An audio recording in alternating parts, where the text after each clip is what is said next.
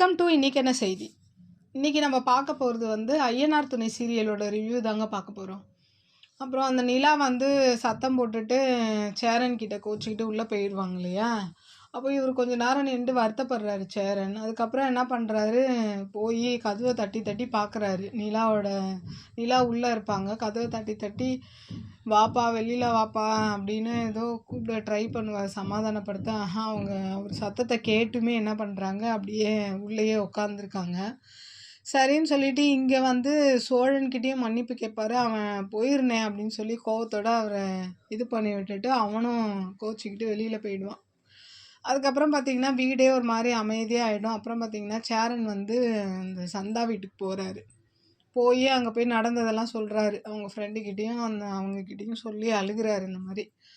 அப்போது இந்த மாதிரி நான் தெரிஞ்சு சொல்லலடா, இந்த மாதிரி ஆயிடுச்சு, அதை வச்சு அவன் பாரு என்னென்னலாம் பண்ணியிருக்கான் அப்படி இப்படின்னு நடந்ததெல்லாம் சொல்லி அழுகிறாரு. அப்போது இவங்க வந்து சந்தா வந்து அவங்கள சமாதானப்படுத்துகிறாங்க. படுத்திட்டு அப்போது அவர் ரொம்ப ஃபீல் பண்ணுவார் பாருங்கள். நிஜமாவே அந்த இடத்துல ரொம்ப கஷ்டமாக இருக்கும். ஒரு ஒரு ஒன்று சொல்வார், இந்த மாதிரி நான் தூக்கி வளர்த்த பையன்டா, இந்த மாதிரி அவன் பொண்டாட்டிக்காக என் சட்டையை பிடிச்சிட்டான், நிலா எப்பவுமே நான் அப்படி பேசாதுப்பா, ஆனால் அதுவுமே வந்து என்னை இப்படி கஷ்டப்படுற மாதிரி பேசிச்சு, எனக்கு ரொம்ப கஷ்டமாக இருக்குது, இந்த சோழன் பையன் வர என்னை அடிக்க வந்துட்டான்ற மாதிரி அந்த ஃபீல் பண்ணுற அந்த இடம்லாம் பார்த்திங்கன்னா ரொம்ப நம்மளுக்கே ஒரு மாதிரி அழுகம் வந்துடும் அந்த சீன்லாம். மேபி அது நம்ம வீட்டோட அது கனெக்ட் பண்ணிக்கும்ல, அதுன்னும் போது ரொம்ப கஷ்டமாக இருந்துச்சு அந்த சீன்லாம், ரொம்ப அழுகையாகவும் இருந்துச்சு. இதுக்கப்புறம் பார்த்திங்கன்னா இந்த இஷ்யூ நடந்ததுக்கப்புறம் சோழன் வந்து என்ன பண்ணுறான், அவன் வீட்டுக்கே போயிடுறான். அந்த ராக வீட்டுக்கே போயிட்டு ஃபோன் போட்டு வெளியில் வர வச்சு அவனை போட்டு கண்ணாப்புண்ணான்னு அடிச்சு விட்டு வார்ன் பண்ணிவிட்டு அவன்கிட்ட வந்து இந்த மாதிரி அவன் என்ன பண்ணுறான், ராகவ் என்னையே நீ அடிச்சிட்டியா, நான் போலீஸ் போகிறேன்னா நீ போ நானும் தான் போவேன்ற மாதிரி மிரட்டி விட்டுட்டு அதுக்கப்புறம் வீட்டுக்கு வந்துடுறான். வீட்டுக்கு வந்தால் அவங்க அப்பா வாசலில் உட்காந்துருப்பாரு. எல்லாருமே வீட்டில் எல்லாரும் உட்காந்துருப்பாங்க. அப்போது அந்த சின்ன தம்பி இருக்கான்ல பல்லவன், அவன் என்ன பண்ணுவான், போய் எதுக்கோ கதவு தட்டி பார்க்கலான்னு சொல்லிட்டு போய் கதவு தட்டினா நிலான்னு கூப்பிடுவான். அண்ணின்னு சொல்லி கூப்பிடுவான்.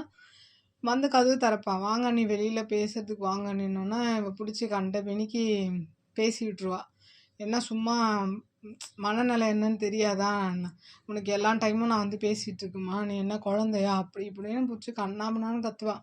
கத்திட்டு என்ன பண்ணுவாள், கதவை சாத்திட்டு போயிடுவா. அப்புறம் எல்லாரும் சொல்லுவாங்க, இதுக்கு தானடா சொன்னோம், அவங்களுக்கு கொஞ்சம் ஃப்ரீயாக விடு, அவங்களும் அதுலேருந்து வெளியில் வரணும்ல அப்படின்ற மாதிரி எல்லாரும் சொல்லுவாங்க. சொன்னதுக்கப்புறம் என்ன ஆகுது, கொஞ்சம் நேரம் ஆகுது. அப்புறம் எல்லாரும் அந்த வீட்டில் அப்படியே அமைதியாக இருக்காங்க. இந்த பல்லவன் இருக்கான் பார்த்தீங்களா, அவன் அதுக்கு மேலே அவன் ஒரு பொண்ணை பேசிகிட்டு இருப்பான் பார்த்தீங்களா, அந்த பொண்ணை ஏதோ வீடியோ கால் பண்ணி அவங்ககிட்ட அப்படியே பேசிட்டு அவனை சமாதானப்படுத்திக்கிட்டு இருக்கோம். அப்புறம் லாஸ்ட்டாக பார்த்தீங்கன்னா சோழன் என்ன பண்ணுறான், தண்ணி எடுத்துக்கிட்டு அவள் நிலாவோட ரூமுக்கு போய் கதவு தட்டுறான். அவனே பயந்துக்கிட்டு தான் கதவு தட்டுவான், அவள் கோவப்படுவா அப்படி இப்படின்னு சொல்லிட்டு. போனால் உள்ளே வாங்க அப்படின்னு சொல்லி அவள் கூட்டிகிட்டு போயிடுவா. சரி உள்ளே போய் அப்புறம் பேசுவாங்க இந்த மாதிரி அவன் என்னென்னலாம் பேசுனான் அப்படின்றத நடந்ததெல்லாம் சொல்லி ஒரு மாதிரி கஷ்டப்படுவாளா. அப்போ அவன் சொல்வான், சரி விடுங்க, நான் அதுக்கேற்ற மாதிரி நான் ஒன்று சொல்லுவேன் தப்பாக எடுத்துக்கக்கூடாதுன்னு சொல்லிவிட்டு அங்கே ராகவ அடித்ததெல்லாம் வந்து சொல்லுவான் பாருங்கள். இவளுக்கு ரொம்ப இதுவாகிடும். அடிச்சிங்களா, ஐயோ இந்த மாதிரி ஏதாவது போலீஸ் கேஸ் ஆகிற போகுது, இல்லை அதெல்லாம் நான் பார்த்துக்கிட்டேன், அவன் பாருங்கள் நாளையிலேருந்து உங்கள் பக்கமே வரமாட்டான், அடித்ததை கூட சொல்ல மாட்டான் அப்படி இப்படின்னு ஒரு மாதிரி அவங்கள சமாதானப்படுத்திடுவார். படுத்திட்டு அப்புறம் அவன் ஆனால் என்னதான் இருந்தாலும் அவன் அண்ணன் மேலே கோவப்படுறான் அந்த இடத்துல, சேரன் மேலே. ஆனால் பாருங்களேன், என்னதான் அப்படி கோவப்பட்டு அவனை கைணுங்கிற அளவுக்கு போனால் கூட உள்ளே வந்து இவகிட்ட சொல்கிறான், இந்த மாதிரி சேரன் என்ன பண்ண தப்பு தான், அவரை மன்னிச்சிரு அப்படின்னும் போது இவனும் சொல்கிறான், இந்த மாதிரி பரவாயில்ல, அது எனக்கும் அண்ணன் தப்பு பண்ணிட்டாரு தான், அது நானும் அவரும் பேசிக்கிறோம் அப்படின்ற மாதிரி சொல்கிறான். அந்த சீன்லாம் நல்லா தான் இருந்துச்சு. இதோட இந்த எபிசோடை முடிச்சிருக்காங்க. நாளைக்கு என்ன எபிசோடுன்னு நான் பார்த்துட்டு உங்களுக்கு ரிவ்யூ கொடுக்குறேன். என்னோடய வீடியோ பிடிச்சிருந்தால் லைக் பண்ணுங்கள், ஷேர் பண்ணுங்கள், கமெண்ட் பண்ணுங்கள். என்னோடய சேனலை சப்ஸ்கிரைப் பண்ணுங்கள். நன்றி, வணக்கம், பாய்.